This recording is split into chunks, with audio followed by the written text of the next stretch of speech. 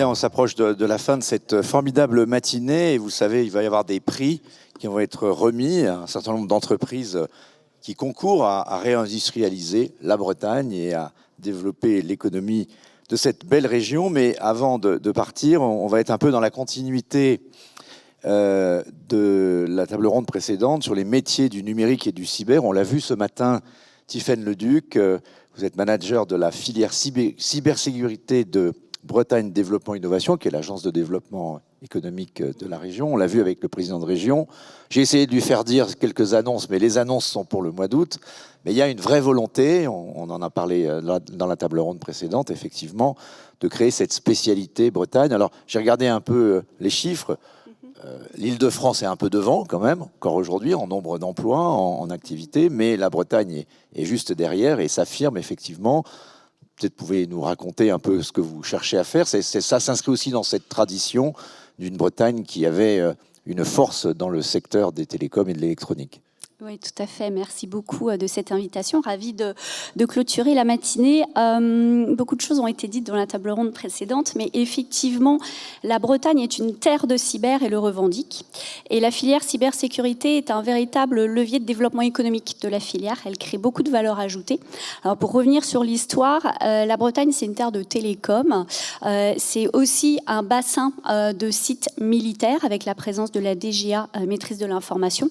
Et donc, on a des compétences et un savoir-faire assez fort en cybersécurité qui avant s'appelait plutôt la sécurité des systèmes d'information. Désormais, on appelle ça cybersécurité, ça regroupe de nombreux sujets. En fait, il faut associer tout de suite la cybersécurité à la transformation numérique. Vous avez dû parler tout au long de la matinée justement de cet enjeu de la diffusion du numérique dans l'ensemble des activités économiques du territoire. Eh bien, la transformation numérique, elle ne peut s'opérer sereinement que si elle est accompagnée de cybersécurité. Et donc, c'est tout l'enjeu de la filière que l'on pilote au sein de l'agence, qui nous est confiée par la région, c'est comment est-ce qu'on fédère à la fois cette filière et en même temps, on diffuse la cybersécurité dans l'ensemble de la société bretonne. Le sujet qui occupe principalement l'agence, c'est plutôt le sujet de sécuriser les activités économiques et les acteurs économiques. Donc on a un bassin en Bretagne de à peu près 160 entreprises. Ça représente 8 à 10 000 emplois sur les 50 000 emplois à peu près du numérique. Donc on est sur une filière qui est assez importante. Vous le disiez, deuxième après l'Île-de-France, mais la région vraiment leader. Et ce qui est intéressant aussi de noter, c'est que c'est un maillage territorial. Vous avez des compétences cyber un petit peu partout sur le territoire. Évidemment, Rennes est un bassin important puisque les acteurs étatiques sont positionnés à Rennes, mais il y a également des compétences et des savoir-faire à Brest, en Bretagne Sud avec Vannes et Lorient, et puis la Bretagne Nord avec Lannion, bassin historique des télécoms qui se repositionne sur les enjeux de cybersécurité. Donc, la sécurité, la transformation numérique sécurisée, c'est un enjeu absolument majeur. Et comme toute filière, c'est en tension. Donc il y a des besoins RH absolument importants. La stratégie nationale... Combien d'emplois aujourd'hui ? Alors on est sur 8 à 10 000 emplois en Bretagne. On est sur à peu près 50 000 emplois en France sur cette filière cyber. Il y a une stratégie nationale qui a pour ambition de doubler le nombre d'emplois dans la filière et la Bretagne entend prendre sa part de cette stratégie nationale et de compter comme région leader en France et en Europe. Donc on a des enjeux et des ambitions de formation et de recrutement qui sont colossaux. Alors, on ne va pas former et transformer la filière sur du court terme. Ce sont des actions qui nécessitent du temps, comme ça a été dit dans la table ronde précédente. Donc, il faut un faisceau d'actions pour donner envie aux jeunes de venir dans cette filière. Alors, une des premières solutions, c'est déjà de donner à voir cette filière. Elle est souvent perçue par des caricatures de sweat à capuche et de hackers. C'est ce qu'on a dit un peu tout à l'heure. Voilà. Et c'est pas que ça. Est-ce que vous pouvez décrire un petit peu les métiers de la cyber qui pourraient s'offrir dans les années à venir ? Alors, il y a plein de métiers absolument variés en cybersécurité. D'ailleurs, ingénieur cybersécurité ne veut pas dire grand-chose en fait. On est sur un panel de métiers techniques très variés. Il faut aussi garder en tête que la cybersécurité, ce ne sont pas que des métiers techniques. On a souvent l'habitude d'associer la cyber ou le numérique à des métiers extrêmement... un truc de geek. Voilà, un truc de geek. Il y a des enjeux juridiques, il y a des enjeux de gouvernance, il y a de la SHS, il y a de l'organisationnel. Donc la palette des métiers est très variée. Et souvent on dit la première des failles, elle est à l'intérieur de l'entreprise ou de l'organisation. Elle est humaine. Elle est humaine. Alors, donc c'est des RH de la formation. Oui, alors on dit ça, mais c'est aussi l'humain est aussi la première chance, c'est-à-dire que pour peu qu'il soit sensibilisé et formé, il va avoir les bons réflexes. Donc, par exemple, éteindre son ordinateur quand on va à la machine à café. Oui, mettre à jour régulièrement son PC, faire attention à ses mots de passe. Enfin, il y a quelques bonnes pratiques comme ça que l'on peut diffuser assez facilement dans les entreprises. Comment doubler le nombre d'emplois en Bretagne?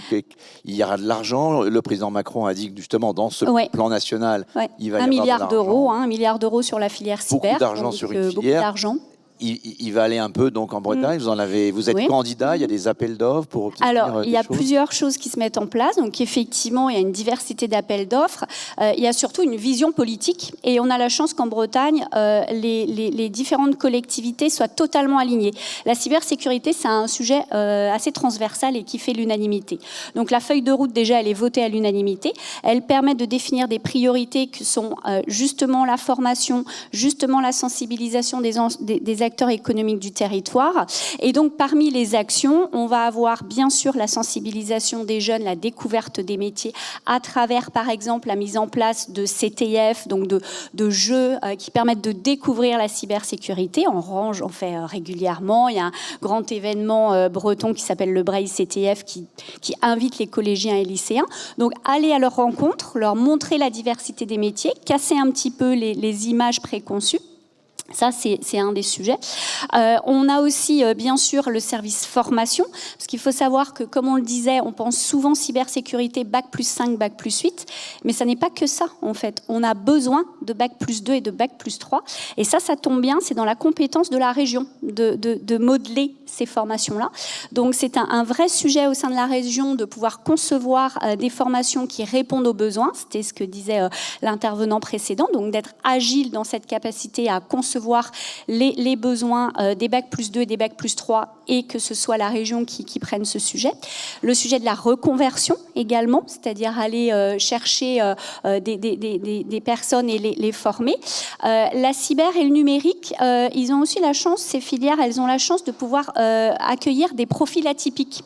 Tout ce qui va être intelligence atypique, autiste, Asperger, ont en général des cerveaux assez bien faits pour ces sujets de cybersécurité et du numérique. Donc il y a des formations spécialisées pour aller justement accompagner ces profils qui souvent sont un petit peu perdus dans le système classique. Ils ne sont pas toujours faciles à intégrer dans l'entreprise. Alors c'est un travail, donc la région justement a labellisé des formations sur le sujet et accompagne les entreprises à être en capacité de les accueillir dans une équipe.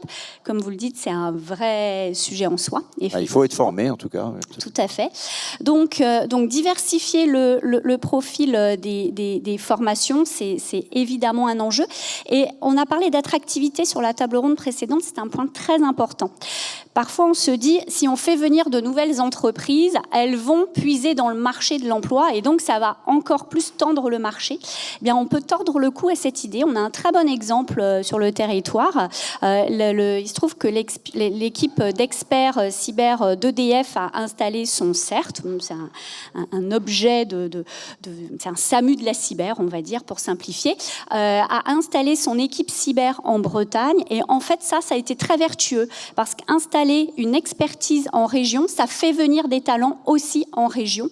Et donc, c'est un point sur lequel on travaille actuellement, c'est-à-dire notre capacité à faire venir des entreprises qui ne sont pas encore implantées en Bretagne, à venir. Elles vont non pas puiser le bassin, mais enrichir le bassin parce qu'elles vont faire venir des talents. Et tout ça, ça va être vertueux pour la Bretagne pour pouvoir se développer encore plus. Alors, il y a eu un exemple très récent, et ça fait la une de toute la presse, notamment en Bretagne, mais même au niveau national, on en a parlé, cette attaque cyber contre l'hôpital de Rennes. Oui. Bon, c'est vrai que le secteur de la santé est très, très exposé souvent à ce type d'attaque. Ça peut paralyser. un service public comme un hôpital ou des réalité, réseaux ouais. absolument critiques comme bien sûr l'électricité ou l'eau. Est-ce que quand on voit effectivement le monde dans lequel on entre avec une cybercriminalité, voire une cyberguerre, on parle bien de guerre hybride avec aujourd'hui la Russie, l'Ukraine, on sent venir des besoins vraiment de localisation, quasiment d'une armée de réserve contre la guerre cyber? Oui, alors il ne faut pas non plus faire peur. Il y a des solutions, il y a de l'expertise en proximité. Il faut aussi distinguer les choses. Là, ce sont des sujets qui relèvent du régalien, parce que la cybersécurité, évidemment, on en a parlé avant. Voilà, avec la gendarmerie, avec le ministère des Armées, avec le ministère de l'Intérieur. Il y a la loi de programmation militaire. Donc, c'est très encadré, ces sujets-là. Là, quand on parle cybersécurité au sein de la région et en tant que filière économique, on est vraiment au service de l'ensemble des activités économiques du territoire. Donc, sécuriser une PME industrielle, sécuriser une collectivité, donc on a sécurisé une industrie agroalimentaire. Ça va être ça le terrain de jeu pour l'agence de développement, d'accompagner ces acteurs-là à pouvoir se sécuriser. Mais vous avez raison, c'est une réalité. Le nombre d'incidents de cybersécurité a fait un x4 depuis le Covid, donc il y a vraiment des enjeux. Pour autant, il y a aussi de l'expertise. On a de la chance en Bretagne, comme on le disait, d'avoir un terrain qui est très bien maillé. On a des experts partout sur le territoire, donc en proximité. Et la notion de proximité sur ces sujets-là, elle est importante parce qu'il faut établir une relation de confiance avec son prestataire. Il faut aussi établir une relation dans le long terme. On ne fait pas un one-shot en cyber. C'est pas parce qu'on se dote d'un VPN que ça y est, on est sécurisé. C'est une progression. Comme on le disait, c'est pas que des solutions techniques, c'est aussi un accompagnement à la sensibilisation des collaborateurs. Et donc, ça s'installe dans le temps. Donc, l'ambition de la Bretagne, elle est vraiment de devenir ce territoire de référence en France et en Europe, de répondre à la stratégie nationale, d'accompagner ces entreprises de la filière cybersécurité, mais surtout de sécuriser les Bretons, donc les citoyens et les entreprises, grâce à ce tissu d'experts sur le territoire. Eh bien, Tiffaine Leduc, merci beaucoup d'être venue. On peut vous applaudir, absolument. Et j'invite toutes les personnes qui sont encore à l'extérieur de nous rejoindre pour la séquence des remises de prix. Merci beaucoup.